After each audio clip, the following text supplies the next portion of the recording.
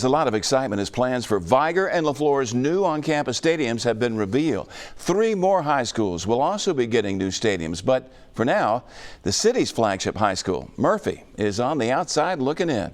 Its campus just too small. So I asked former Murphy principal Joe Toomey where he thought that stadium should be built. Yeah, it definitely needs to be in Midtown so our alumni will have something to be proud of and our kids can walk there.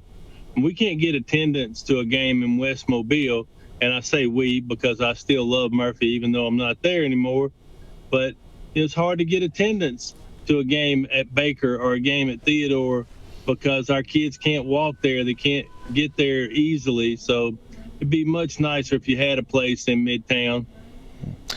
Was there any thought to trying to build a stadium on campus at Murphy High School?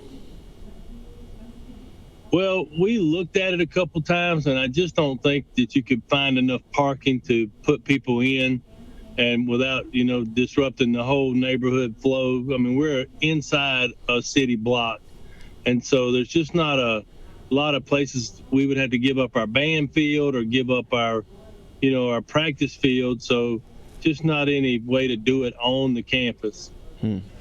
So what would your suggestion? There are other elementary schools, though, that it could work at. Some of our feeder schools, some of the schools that have closed, I'm sure there's ways that we could find an area like that, knock down a building and build a stadium.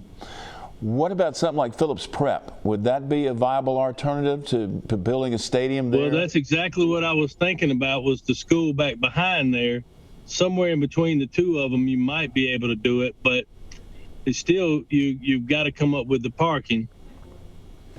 Well, that's going to be an issue. But the issue right now is that all these schools that are building the on-campus stadiums, they're going to get all that revenue. They're not going to have to worry about paying LAD or not having the concessions, et cetera, right? Yeah. When I was principal at Mary Montgomery, our sport teams made their entire budget in one night of parking. I mean, you charge $5 a car and you've got 500 cars coming in, you just made a lot of money for your program.